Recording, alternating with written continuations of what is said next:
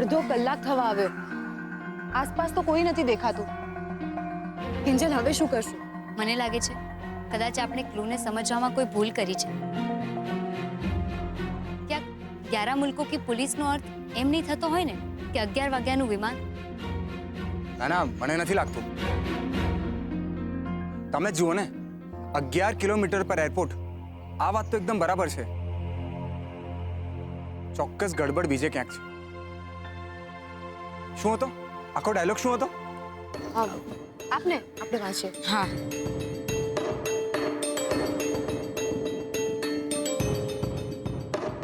Don का इंतजार तो 11 मुल्कों की पुलिस कर रही है, पर डॉन को पकड़ना मुश्किल ही नहीं नामुमकिन है. 11 मुल्क એટલે 11 દેશના નામ મેળવીને કંઈક નવું નામ તો નહીં બનતું હોય ને? પણ 11 દેશ કયા કયા હતા એ ફિલ્મમાં થોડી બતાડ્યું છે. તો રહ્યું શું? મુશ્કેલ, નામુમકિન અને પોલીસ. સુશાંત તો ચોર છે, તો એ સામેથી પોલીસ સ્ટેશન તો જશે નહીં. તો એક મિનિટ જીજુ. મુશ્કેલ, નામુમકિન.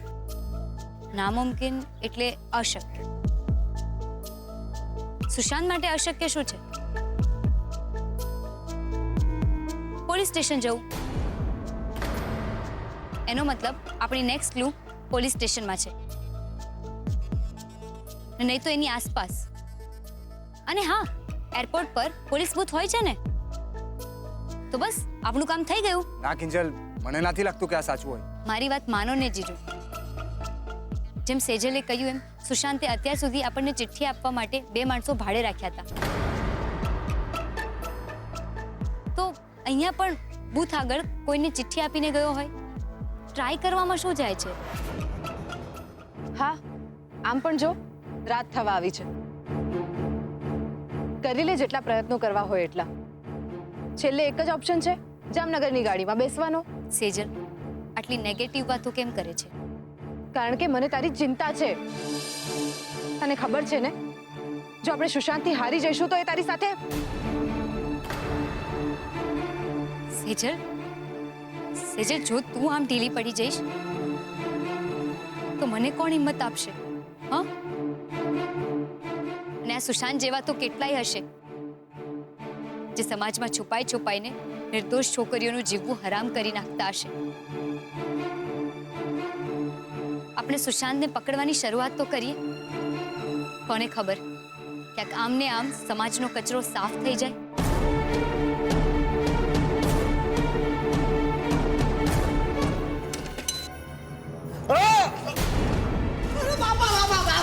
મોહનિયા, હું છું તારી માં. લાકડીથી મારીશ મને? માફ કરજો બાપ, મને એમ કે સુશાંત આવ્યો છે એટલે. નામ નો લે તો ઈ સુશાંત ક્યાં નખો દ્યાનું તો પૈસા. એના ઓલા કર્કશ બાવલાનો અવાજ કાનમાં એવો ઘૂસી ગયો છે ને કે હવે તો સપનામાં મરી ગયેલો અવાજ ગુ ગુ કરીને રાખે છે. એમાં આજે તો હદ થઈ ગઈ. સપનામાં સીતાનું હરણ આવ્યું અને રાવણના રૂપમાં સુશાંત થયો. કિંજલને ઘસડતો હતો, ઢોલ ધપાટું કરતો હતો. અરે રે, મારી તો જી આંખ ખુલી ગઈ છે પૈસા. એવી સફાળી જાય ગઈ તું ને કે ખાટલામાંથી ઉઠીને સીધું તારા ઘર ગઈ. જો આ લોહીનું ખેંચાણ જો નો રહેવાનું મારાથી ને. ક્યાં છે મારી દીકરી? અરે કિંજલ બેટા, અરે મારી દીકરી જો બા આવી છે બેટા. ક્યાં છે મારી દીકરી? બાપ બસ, બીજલ સૂતી છે રૂમમાં એટલે સેજલ કિંજલ ઘરમાં નથી. અરે મોહનિયા, તને કઈ ભાન ભાન છે કે નહીં? વેચી મારી છે? અકલ વેચી મારી છે? અરે અડધી રાત્રે છોડ્યું ને આમ તું એકલી રજડતી મૂકી દીધી છે.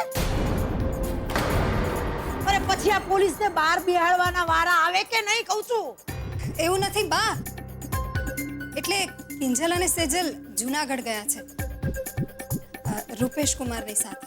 હા, તોય ઠીક છે. બાકી આ જમાનો કેવો કળજુગ આવ્યો છે પૈસા. ભૂખ્યા ભૂંડ જેવો. અને એમાં આ સુશાંતિયો તાપીને બેઠો છે નખો દ્યો મારી કિંજલની સામે. પણ આ જુનાગઢનું અચાનક કેમ ફૂટી નીકળ્યું? નહીં રૂપેશ કુમારને ખરેખર ત્યાં કામ હતું એટલે બંને એની સાથે ગયા છે. એમના સગાવાલાઓ છે ને ત્યાં, એમના ઘરે જ ઉતરવાના છે.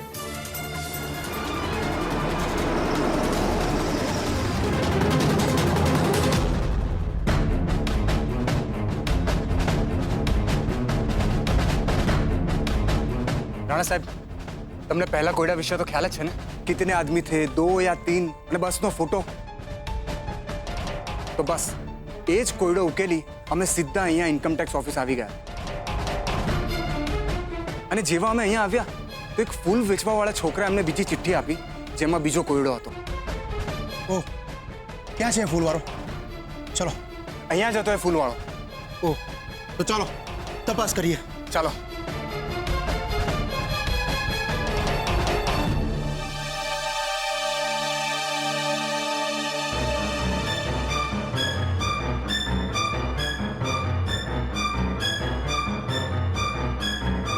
અહીંયા ફૂલવાળા છોકરાનો કોઈ પતો નથી મળી રહ્યો.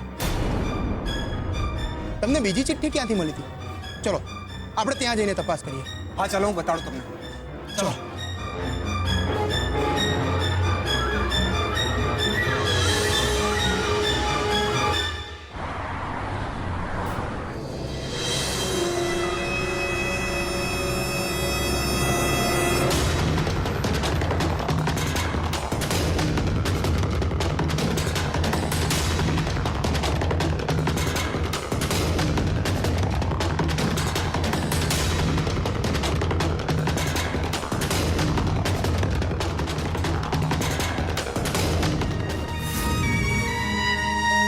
હે ભગવાન,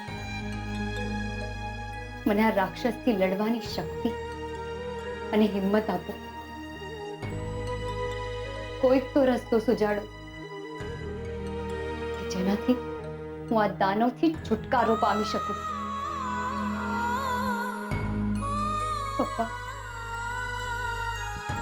મને ખબર છે તમે મારાથી બહુ નારાજ છો, પણ મને તમારી કહેલી દરેક વાત બરાબર યાદ છે અને મને વિશ્વાસ છે આજે પણ તમારી કહેલી વાત જ મને આ મુસીબતમાંથી બચવાનો રસ્તો બતાવશે.